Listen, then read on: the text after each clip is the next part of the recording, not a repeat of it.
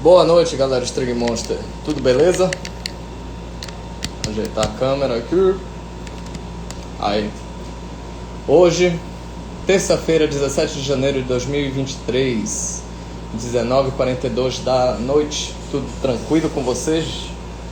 Então vamos lá falar hoje sobre o Aberto dos Estados Unidos, ou US Open, o último grande slam da temporada, que será realizado neste ano, no dia 28 de agosto ao dia 10 de setembro, certo? É o último grande slam, vem logo após o Wimbledon. O Wimbledon tem a temporada curta de grama, no mês de junho e julho. E após isso vem a temporada do US Open Series, que são vários torneios preparatórios para o US Open, contemplando a Aberto de Washington, que é um ATP 500,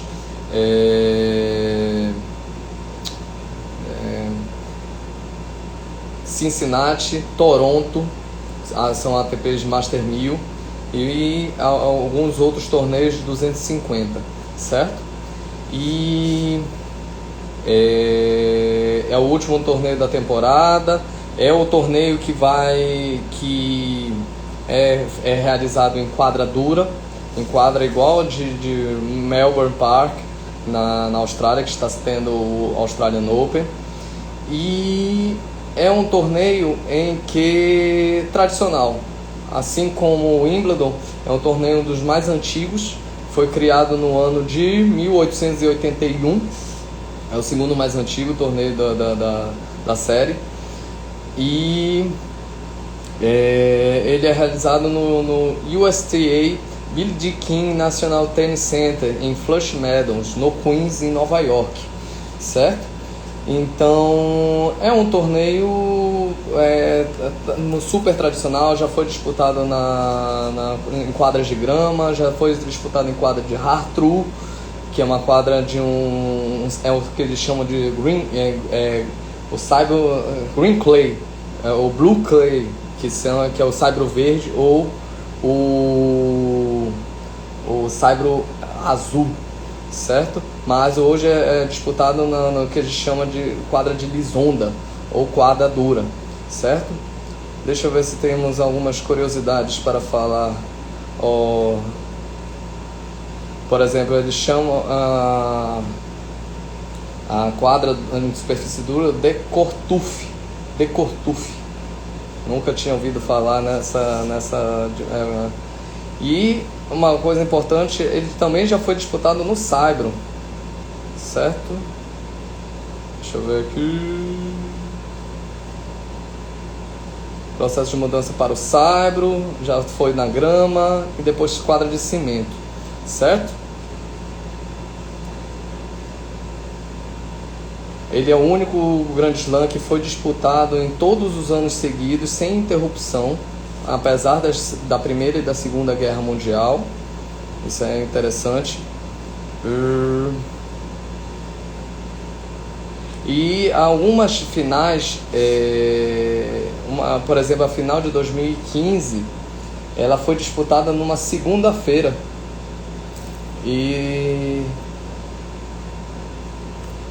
foi disputada numa segunda-feira. Se eu não me engano, foi a final entre Roger Federer e Juan Martín del Potro, certo? Sara, eu não vendo raquetes, eu faço consultoria de raquetes, certo? Eu indico as raquetes, converso um pouquinho com você na parte de consultoria, para indicar a raquete mais apropriada, ou de beach tênis ou de tênis para você, tá bom? Que mais?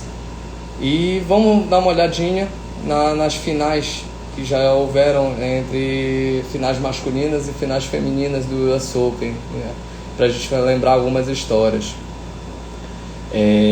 Por exemplo, ano passado, em 2022, Carlos Alcaraz e Casper Ruud, chegando à final do US Open de 2022, se consagraram respectivamente o número 1 e número 2 do mundo, sendo o número 1 e o número 2 mais jovens a chegar nesse posto, nesse torneio do US Open.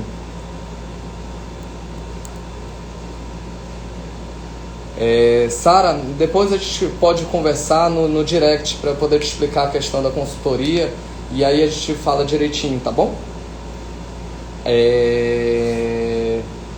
No 2021, Daniil Medvedev surpreendentemente ganhou em sets diretos de Novak Djokovic.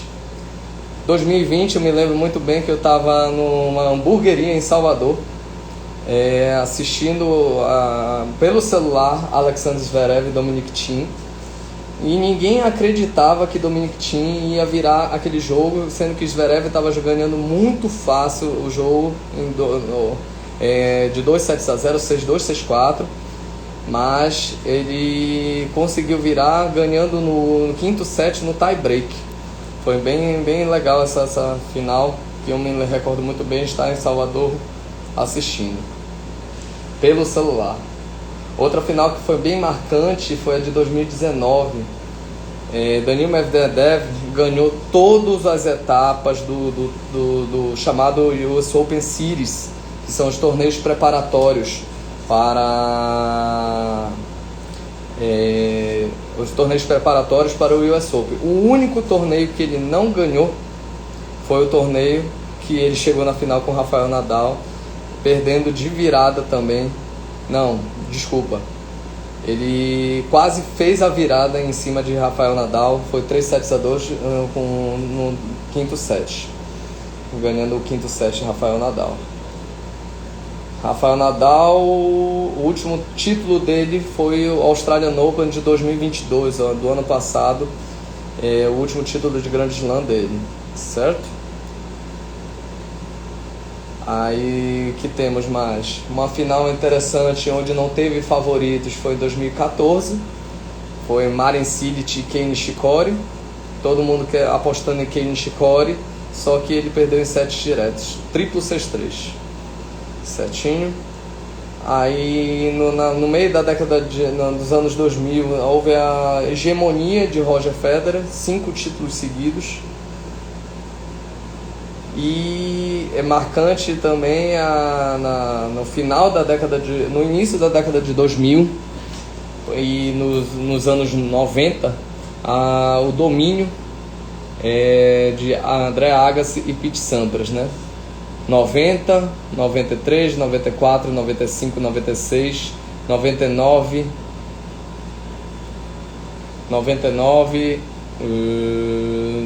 2002, certo? Deixa eu ver se teve um jogo, não sei se foi de final, eu acredito que não foi de final, foi em 1990. Eu acho que foi a primeira vitória de Pete Sampras no US Open, que ele ganhou Jimmy Connors. Um jogo interessantíssimo. E o engraçado de Jimmy Connors, que os jogadores da década de 80, eles não tinham uma terminação muito precisa. Eles batiam a bola da linha do corpo para frente. Eles não faziam uma preparação atrás do corpo, porque eles eram jogadores de saque e voleio. Então houve uma mudança. Pete Sampras começou a fazer essa mudança junto com o André Agassi. André Agassi foi um jogador nessa época, Michael Chang, que começava a jogar mais na linha de base, e Sampras era um jogador de saque e voleio, mas, por exemplo, Boris Becker, Stefan Edberg, Matt Wilander, Ivan Lendl, John McEnroe, eles eram todos jogadores de saque e voleio.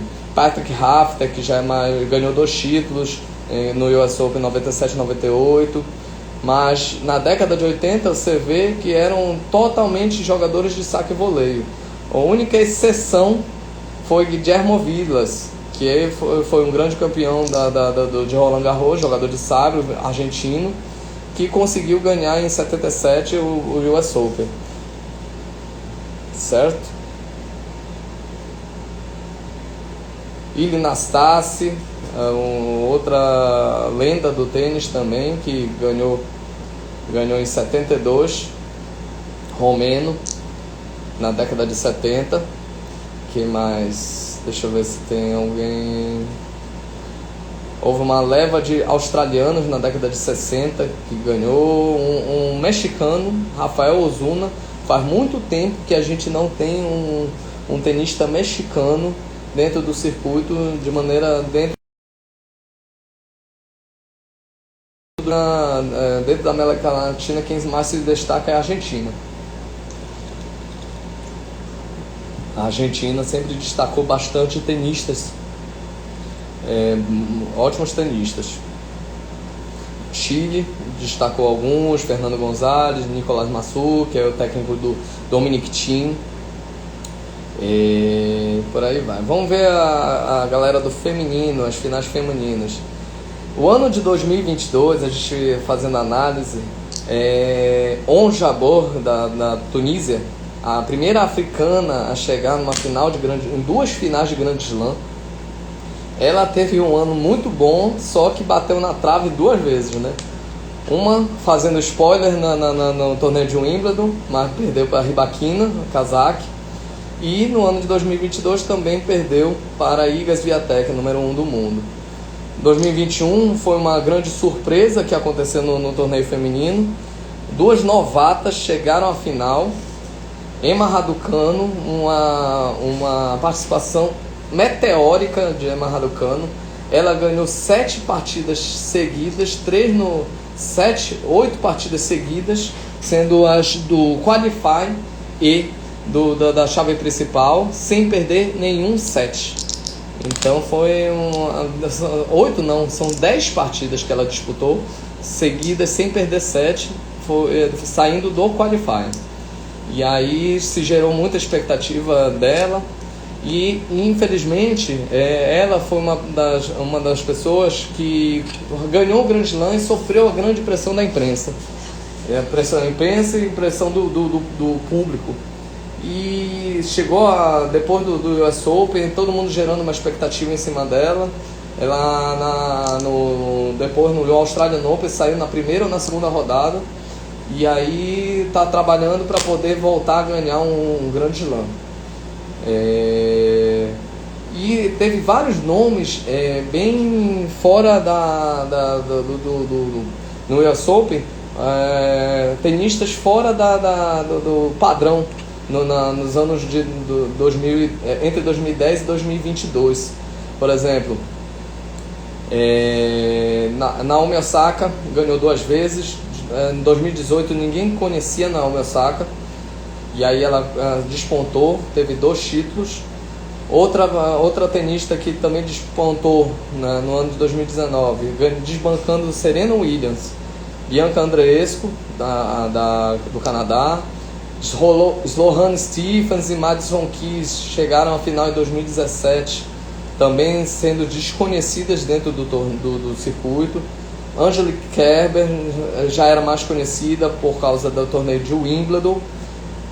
2015 revelou uma final italiana, que foi o único título de Flavia Pennetta, que é a esposa de Fabio Fognini. Ganhou de Roberta Vinci.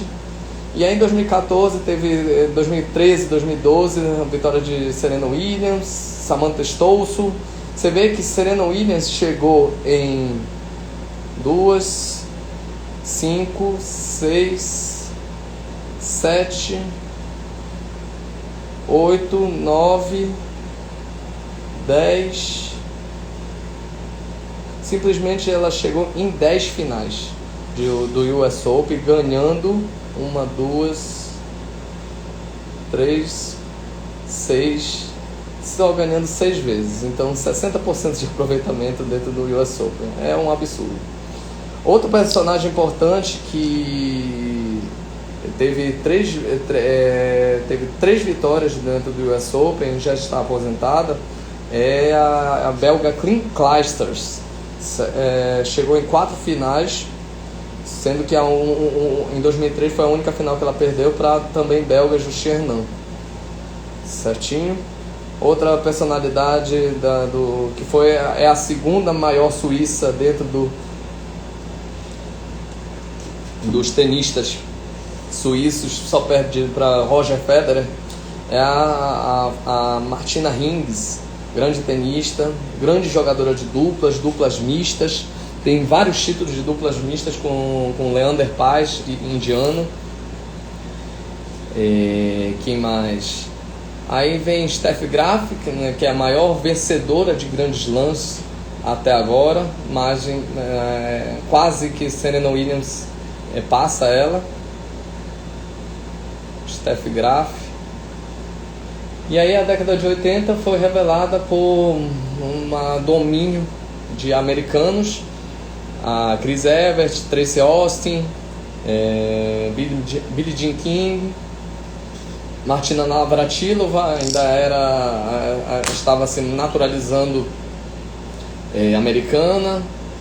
Nossa querida Maria Esther Bueno teve 4 vitórias em 66, 64, 63 e 59, perdendo em 60 para Darlene Hard. E como os outros torneios, o US Open bem mais dominante. A partir de 58 houve um grande domínio dos americanos até o início dos torneios em 1887, certinho? E vamos lá a falar sobre o nosso boletim sobre o Australian Open, né? A gente colocou nos stories uma surpresa que tivemos hoje, que Matteo Berrettini, cabeça de chave, teve um jogo duríssimo de 4 horas e 40 contra Andy Murray e perdeu o match point na cara do gol, bateu o pênalti com o goleiro quase vendido e jogou na rede, no pé da rede a bola, como a gente mostrou nos stories de hoje. E o último ponto é uma ironia total, né? Porque o último ponto, uma devolução de saque de Andy Murray, ele joga na fita da rede e cai caprichosamente na quadra de Matteo Berrettini. Coisas da vida. Eu tava, por uma incrível coincidência, eu tava assistindo o segundo episódio do Breakpoint na Netflix e justamente falava sobre a namorada dele, a Tomljanovic, que ia enfrentar na primeira rodada do torneio Paula Badosa, que era o número 6 do mundo. E ela, no primeiro set ela jogou muito bem, mas o segundo set a Paula Badosa passou igual um caminhão em cima dela. Então provavelmente o que a namorada dele sentiu ano passado, ele deve estar sentindo esse ano. É a questão que a gente conversou sobre as doenças psiquiátricas. É muita pressão em cima, muita cobrança em cima do tenista profissional. E perder desse jeito é frustrante demais. Então precisa ter uma equipe profissional, uma equipe multiprofissional, uma equipe que monitore toda essa parte psicológica e a parte de estratégia de jogo dentro do circuito profissional. Porque é apenas o início da temporada. E assim, sair abalado desse nível, do jeito, por exemplo, que apareceu na série, a Tomljanovic saiu do jogo com Paula Badosa, pode comprometer um trabalho de um ano inteiro, certo? Ontem também os jogos do torneio foram suspensos por 2 motivos: por chuva e excesso de calor. Então não teve há 3 anos atrás, pouco antes da pandemia, o torneio antes da pandemia, até Nick Kyrgios fez uma campanha por causa da condição climática da Austrália, havendo muitas queimadas, comprometendo o ecossistema das florestas da Austrália. Então a caracterização, por exemplo, que Matteo Berrettini fala no Breakpoint, você jogar como você jogar sobre um sopro de um secador quente. Deve ser terrível. Então, partidas que tivemos ontem, Djokovic passou o trator em cima de Carvalhos Baena, 6-4, 6-3, 6-1, 6-0, quer dizer. Casper Ruud ganhou um jogo difícil, um Machak da República Tcheca, 3 sets a 1. Deixa eu ver o que mais temos de resultados. Taylor Fritz passou 3 sets a 1. Deixa eu ver. Schwartzman da Argentina passou também por 3 sets a 1. Uma decepção, ontem eu vi esse jogo, foi o Dominic Thiem. Infelizmente ele não está com ritmo de jogo. No segundo set ele já se manifestava entregue. Foi bem ruim ver o Dominic Thiem desse jeito. Não sabemos se ele ainda está com a lesão ou se ele ainda está sem ritmo de jogo, ou as duas coisas. Mas foi bem ruim porque Rublev dominou o jogo e ganhou de maneira bem fácil, certo? O Bublik Kazak, que adora fazer uma palhaçada, teve um jogo duríssimo com Davidovich Fokina e perdeu 3 sets a 2. Quem mais? O Dimitrov ganhou de Karatsev 3 sets a 0. E os jogos de ontem. Vamos ver o feminino. Nossa Bia Haddad, por causa dessas condições climáticas da Austrália, do Melbourne Park, ela teve os 2 jogos de duplas e simples suspenso. Aí provavelmente deve começar hoje. Isso atrapalha bastante o jogador, porque acaba encavalando os seus jogos, deixando-os mais cansados. On Jabeur teve um jogo duro contra Zizanek. Belinda Bencic ganhou fácil. Vamos ver se teve algum resultado surpresa aqui. A maioria dos jogos suspensos. Deixa eu ver aqui. Carolina Pliskova ganhou fácil. Kontaveit ganhou fácil. Caroline Garcia ganhou fácil. Mais. Kaia Kanepi caiu de 2 sets a 1. Cabeça de chave número 31. Martina Trevisan também caiu 2 sets a 0. Leila Fernandes ganhou de Alice Cornet. Townsend ganhou. Sabalenka ganhou fácil. E por aí vamos ver os jogos de hoje. Aqui temos a Iga Swiatek, número 1 do mundo, vai jogar. Jéssica Pegula também vai jogar, número 3 do mundo. Bárbara Krejcikova e Bia Haddad Maia, hoje às 23h25 da noite. Normalmente eu estou vendo os jogos pelo Star Plus, que tem a opção de todos os jogos.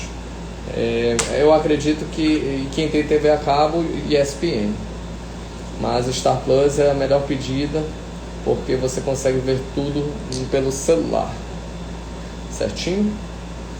Não estou fazendo, infelizmente a Star Plus não está me pagando, mas é a única transmissão que está tendo. Então, vamos agradecer a galera que participou aqui da live, apareceu. Sara, eu já vou responder no direct para a gente conversar sobre a consultoria. Obrigado, Diretriz Autoescola, Luísa Ramos, beijo grande. Edna Lúcia, minha mãe, grande abraço e um beijo grande. Sara Bronsato, vamos conversar no direct, a gente vai te explicar tudo direitinho da questão da consultoria. Um grande abraço.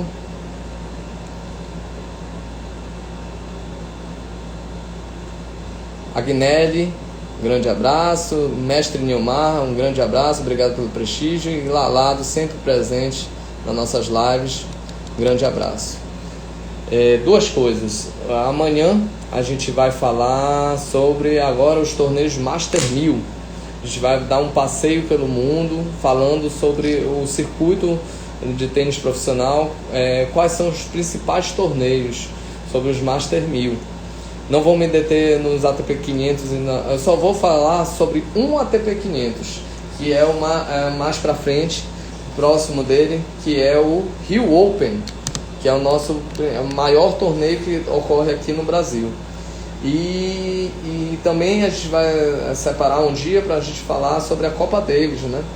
Que o Brasil vai enfrentar a China em fevereiro, em Santa Catarina, certinho? E aí a gente vai ver dissecar as equipes chinesa e brasileira para a gente conversar um pouquinho.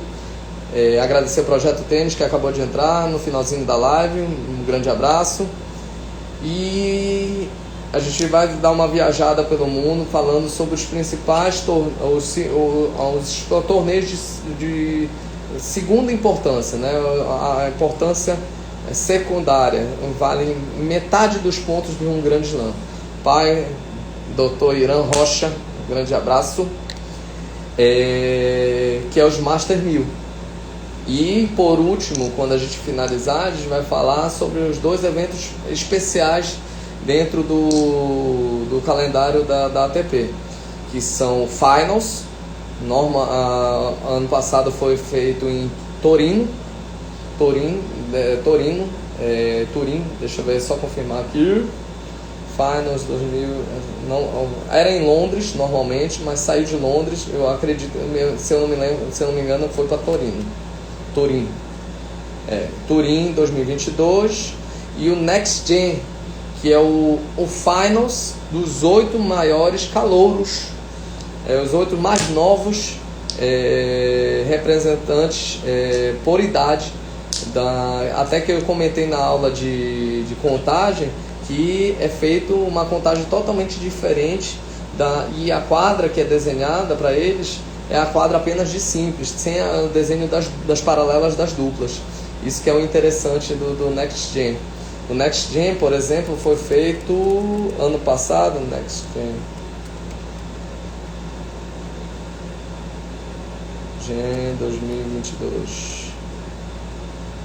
Foi em Milão. Normalmente há 2 anos que é em Milão, mas o Finals foi em Turim. Este ano, deixa eu ver onde vai ser o Next Gen.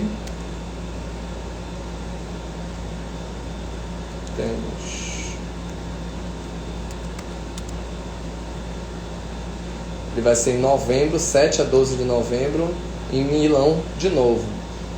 E o Finals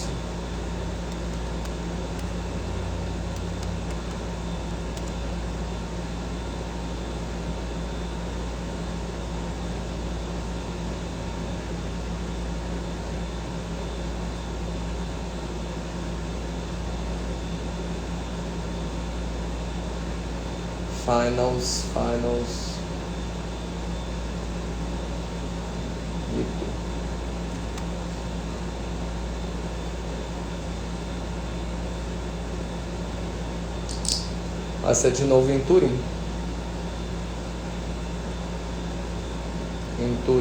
Na Itália. Os 2 maiores os 2 finais da ATP vão ser na Itália, um em Turim e outro em Milão, certinho? Então a gente vai fazer esse tour pelo mundo, começando pela Califórnia, o torneio Master 1000 de Indian Wells, que vai ser o próximo torneio após o Australian Open, de maior importância. Depois a gente vai para a costa leste, para Miami, na Flórida, tá bom? Grande abraço, até amanhã e se cuidem. Beijo grande.